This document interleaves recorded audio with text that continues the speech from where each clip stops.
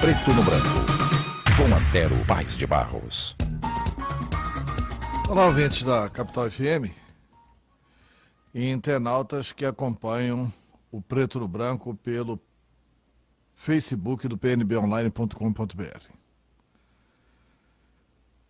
Ontem nós tivemos o último depoimento dos militares que pediram para serem reinterrogados, que foi o depoimento bombástico do Cabo Gerson.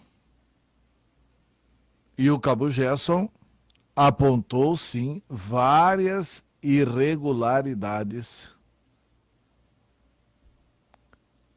praticadas, quer dizer, ratificou como mandante dos crimes Pedro Taques, governador do estado, e Paulo Taques, chefe da Casa Civil. Pedro Taques, mandante dos crimes, e Paulo Taques, também mandante, antes de ambos serem governadores e chefes da Casa Civil, desde a campanha eleitoral. Essas coisas foram confirmadas pelos depoimentos dos 3 militares, que citaram fatos e caminhos para facilitar a investigação.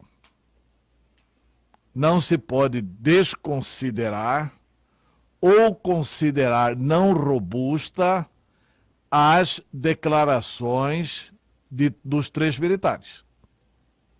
É preciso, inclusive, prestar atenção que o promotor de justiça, Vinícius Gaiva, que estava atuando como membro do Ministério Público, ao invés de interrogar o réu para obter mais informações sobre os crimes, ele vivia alertando o réu numa promotoria corporativa que deslustrou a sua atuação, porquanto ele é conhecido como um brilhante promotor público. E é evidente, o doutor Vinícius Gaiva não está denunciado. Mas é a mesma coisa que, se um réu denuncia um crime, você fica irritado com o denunciante e não com o criminoso. Não estou dizendo que com esses depoimentos formou-se o juízo final. Estou dizendo que os depoimentos exigem um novo comportamento do Ministério Público. O Ministério Público, como instituição, tem que ser salva. Porque todas as denúncias envolvem alguns promotores. Não envolvem a instituição. A instituição, majoritariamente, é exercida por homens de bem. E nem estou dizendo que aqueles citados pelo Cabo Gerson, pelo Coronel Zaqueu e pelo Coronel Lesco também não são homens de bem. Podem ser. Mas podem ser investigados. Qual o problema? A única coisa que não pode acontecer é o Ministério Público querer dizer, não, isso aqui já investigamos, isso aqui já encerramos, nós investigamos a nós mesmos, porque aí ficaria parecendo com aquela mensagem que eu recebi aqui pelo WhatsApp da rádio, dizendo o seguinte: o Ministério Público investigar o Ministério Público é o mesmo que o PT investigar o Lula. Eu não acho que deve ser assim. E perdão pela imodéstia, eu posso falar inclusive de experiências pessoais. Eu não estudei para ser promotor de justiça, embora tenha me formado em advocacia, em direito. Eu sou advogado. Mas nunca quis fazer concurso de promotor. E nem juiz. Entretanto, em determinado momento da minha vida, eu atuei no Conselho de Ética do Senado. E teve um processo no Conselho de Ética do Senado, que, aliás, fui eu que denunciei sem saber o autor daquele crime do painel? E quem estava envolvido era o líder do governo do meu partido. Era o líder do presidente Fernando Henrique. E não recuamos nem 1 milímetro na apuração dos crimes da violação do painel, da violação do segredo, muito parecido com isto aqui,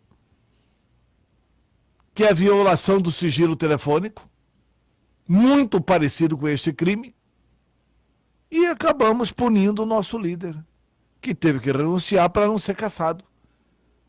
Ele teve o voto de cassação no Conselho de Ética.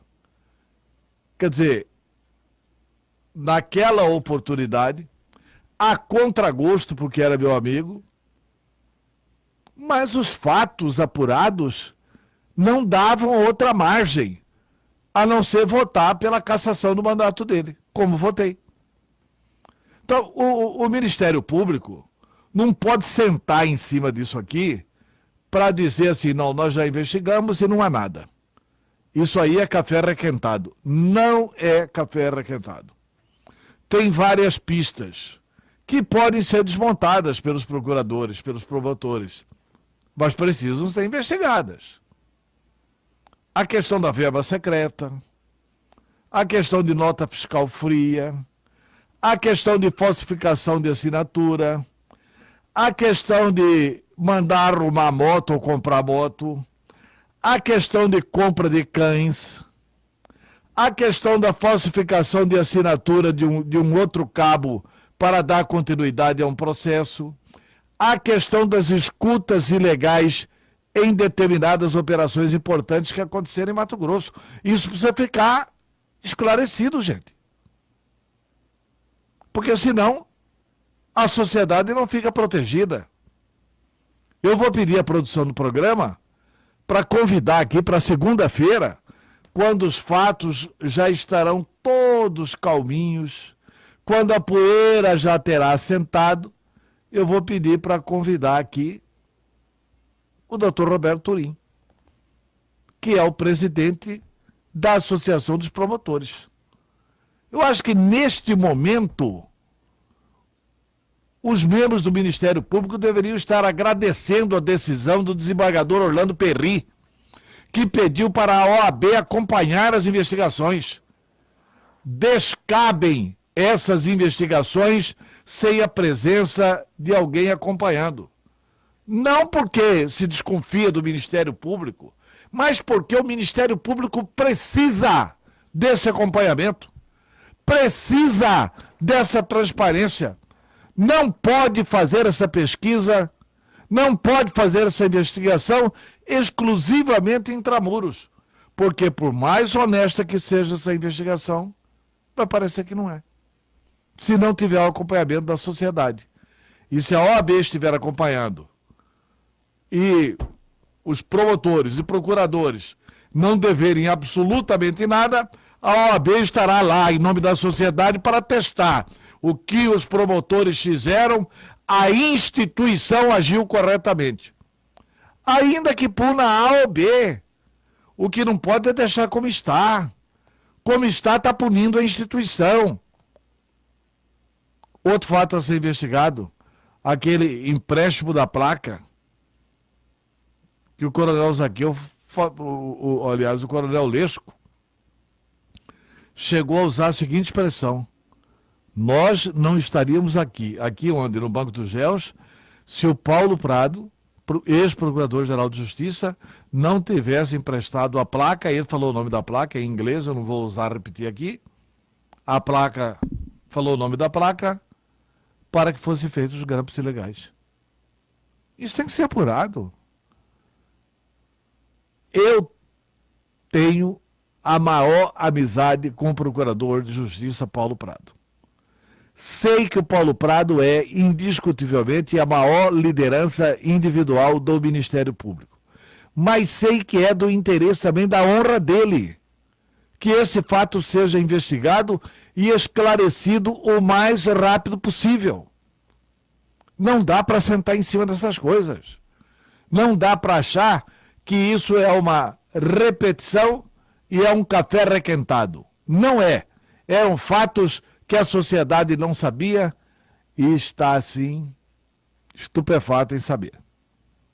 Ao mesmo tempo, eu quero concordar com a decisão do presidente da Assembleia, deputado Eduardo Botelho, que não aceitou imediatamente um pedido de CPI feito pela deputada Janaína Riva. Ele acha que, primeiro, tem que fazer um convite para o Procurador-Geral de Justiça ir à Assembleia Legislativa de Mato Grosso. E depois dessa entrevista, os deputados decidem se fazem ou não CPI. Com relação à CPI sobre o Ministério Público na Assembleia, gato escaldado de água quente tem medo de água fria, né? A gente já viu uma CPI dessa, onde a Assembleia fez, na verdade, uma CPI da chantagem.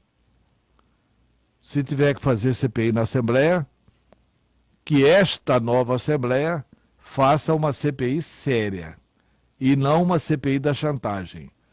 Ou não faça CPI e deixe os órgãos de controle apurarem. Se a Assembleia não tem coragem de apurar esses fatos, deixe os órgãos de controle apurarem.